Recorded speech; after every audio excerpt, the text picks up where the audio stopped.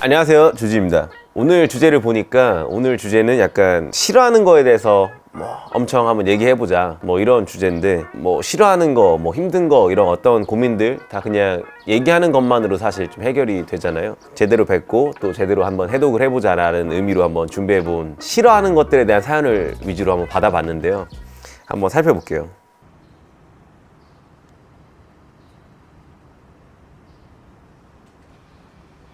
맞춤법 틀리는 썸남 너무 싫어요. 호감 가는 썸남이 있는데 카톡 주고받을 때마다 정말 깹니다. 안돼랑 안돼를 구분 못하는 것까지는 괜찮았는데 어떻게를 어떠해라고 쓰질 않나, 감기가 낫다를 낫다라고 쓰질 않나, 이런 문자 받으면 정말 정이 뚝 떨어지고 싫어요. 제가 유별난 걸까요? 저 같은 경우에는 뭐해? 이렇게 저는 뭐해? 이렇게는 쓰거든요. 근데 이런 거는 약간 왜 괜히 뭐해? 하고 물음표 하면 너무 딱딱한 느낌이어서 약간 이게 풀어 쓰는 느낌으로 뭐해? 어떻게 아까 얘기하셨는데 저는 어떻게? 이런 식으로 어떻게 할까? 이런 식으로 많이 쓰긴 하는데, 근데 제가 어떤 상황이냐, 누구랑 카톡을 하냐 따라서 좀 다른 것 같아요. 소개팅 자리라던가 이제 만나기 전에 이런 자리에서는 좀 깔끔하게 이제 얘기하는 게 좋은 것 같긴 하네요. 정성 들인 뭔가 문장인데 맞춤법이 안 맞으면 싫을 것 같긴 해요. 저도 약간 싫다기보다는 감점? 이런 느낌? 감점? 네, 이런 느낌? 저도 이런 거 진짜 싫어요. 정뚝 떨어지는 연인 간의 행동 유형에서 저는 2번. 내 앞에서 계속 핸드폰만 볼 때. 저는 사실 카톡이나 문자도 제일 많이 하는 거 별로 안 좋아하는 편인데, 그러니까 궁금한 거예요. 그러니까 카톡이나 문자를 많이 하면 만났을 때는 무슨 얘기를 하는지, 그 하루에 있었던 일을 카톡으로 다 하면 만났을 때는 사실 할 얘기가 딱 없어지잖아요. 그러니까 만났을 때 오늘 이런 일 있었고 저런 일 있었고 하면서 밥 먹으면서 대화도 하고 그래야 되는데, 온라인 세상에 너무 집중하는 사람은 조금 약간 안 맞는 것 같아요, 확실히 저랑. 저는 욕하는 건 이런 건 상관없어요, 사실. 이런 건 있다. 욕이 잘 어울려야 돼요. 욕을 했을 때 하나도 이상하지 않은 사람, 이미지가 안 그런 이미지인데 하면은 조금 약간 이상하게 느껴지는 게 좀 있더라고요. 그리고 5번이 진짜 꽤 많을 것 같아요. 알바생 점원을 하대할 때. 이게 조금 특히 유독 좀 불편한 것 같아요. 약간 2번이랑 5번. 하대라기보다는 반말할 때가 있어요. 약간 그런 게 조금 정이 뚝 떨어지는. 5번이 좀 특히 좀 심한 것 같아요. 내 앞에서 다른 사람 편 들어줄 때는 전혀 하나도 저는 신경 안 쓰이죠. 네, 그런 거는 정말 중요하지 않아요. 오히려 저는 너무 친구라고 너무 편드는 게 좀 싫어요. 약간 내가 봤을 때는 아닌 것 같은데 너무 친구라고 친구만 감싸주는 느낌이면은 좀, 항상 저는 상황을 객관적으로 봐야 되는 사람이기 때문에. 근데 사실 그 모든 게 어떤 사람이 어떤 행동을 하냐가 되게 중요한 것 같아요. 나는 사실 이런 거, 나는 이렇게 행동한 사람 싫어해 했는데도 의외로 안 싫은 사람이 있고, 의외로 또 싫은 사람이 있고 그렇더라고요. 그래서 누가 하느냐가 참 중요하다. 정해진 건 없다.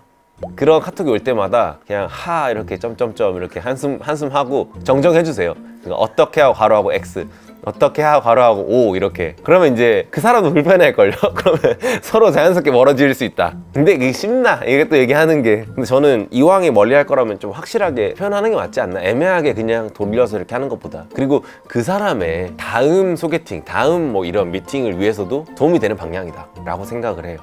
또 어떤 싫은 게 있나? 두 번째 사연 한번 읽어볼게. 점심시간 안 지나도 들어온 동료 너무 싫어요. 정해진 점심시간이 있는데 꼭 5분, 10분씩 늦게 들어오는 동료가 있거든요. 근데 들어와서 바로 일하는 것도 아니고 양치질 하다 보면 30분이 훌쩍 지나요. 저한테 피해주는 건 아닌데 그냥 보기가 싫네요. 저 꼬인 걸까요?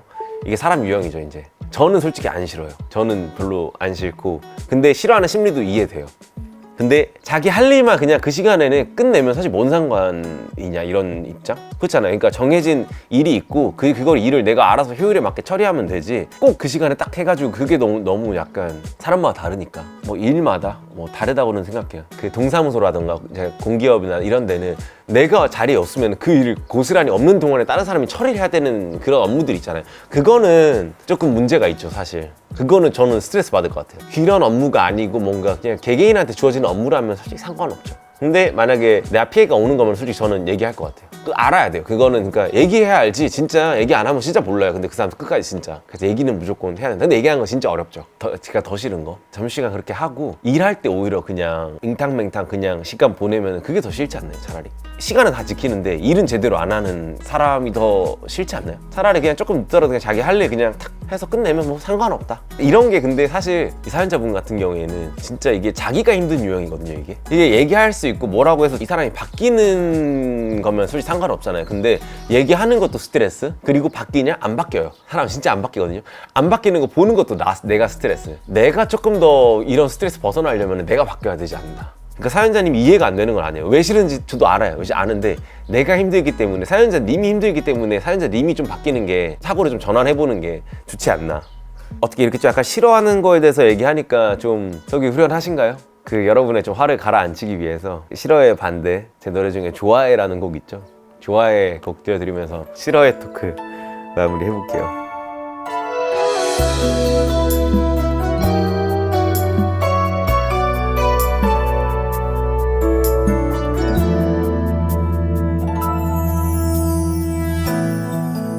용기 내어보려 노력했는데 왜 네 앞에서는 다 어색해지고 꽤 자연스럽던 내 인사마저도 마음대로 되지가 않아.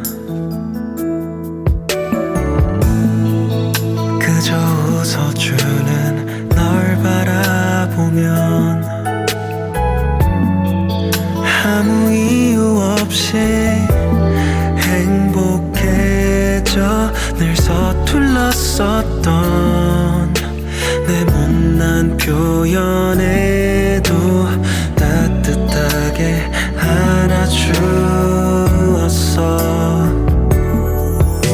널 좋아한다 말하고 집에 돌아가는 길에 너의 얼굴이 자꾸 떠올라.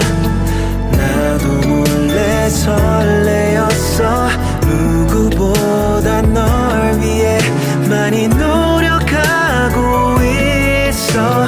뒤돌아보면 언제나 그랬듯 서 있을 거야.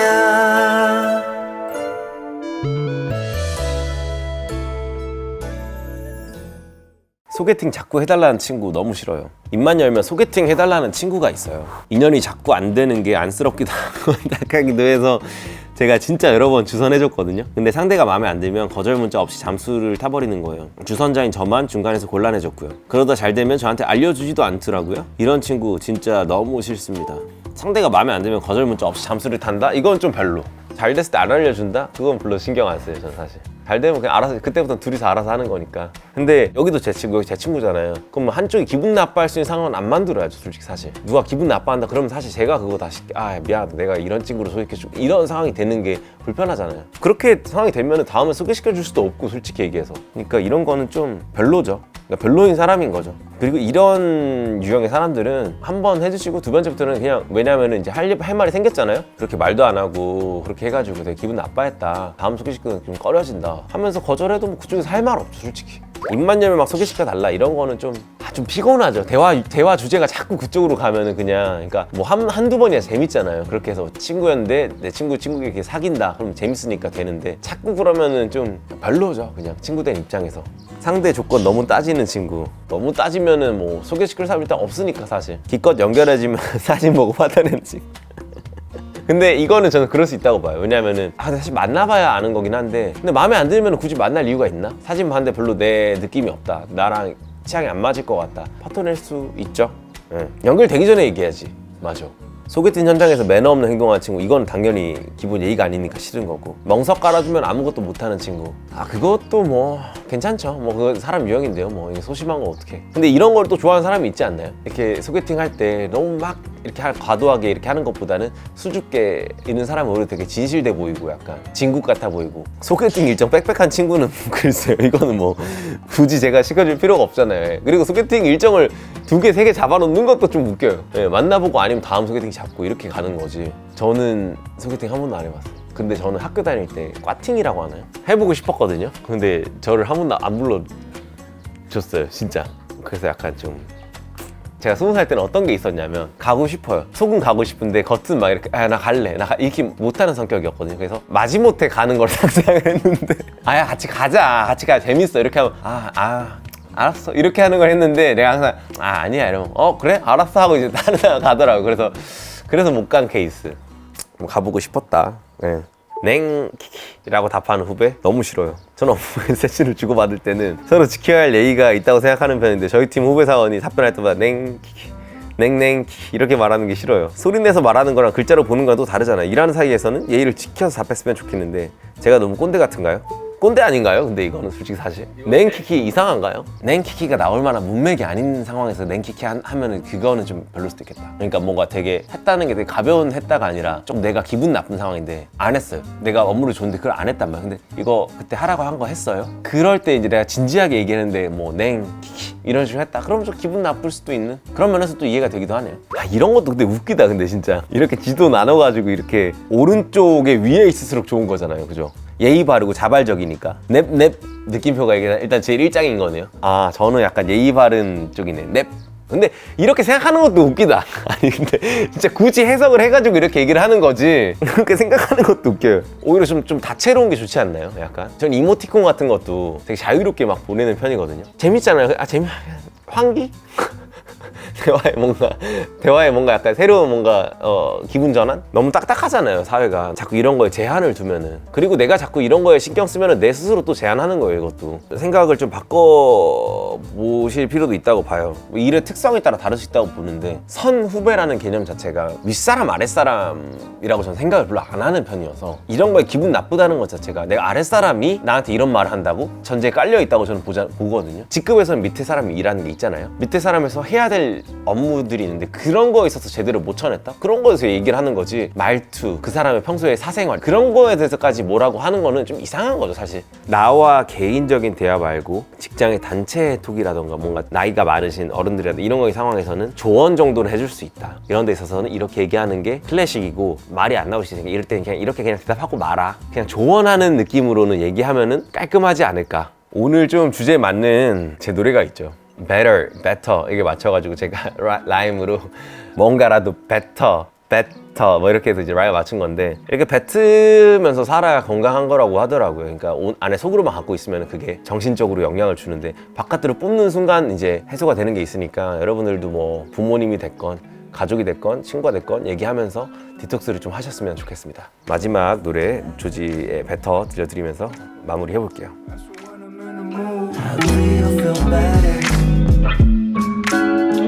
That's when you wanna move. Do you feel better?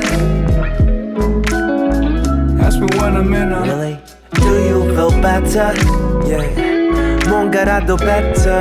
이렇게라도 하지 않아 뭔가 살 수 없을 것만 같은 기분이 들 때는 better. 욕이라도 해 친구들과 hang 억눌렸던 감정들을 better.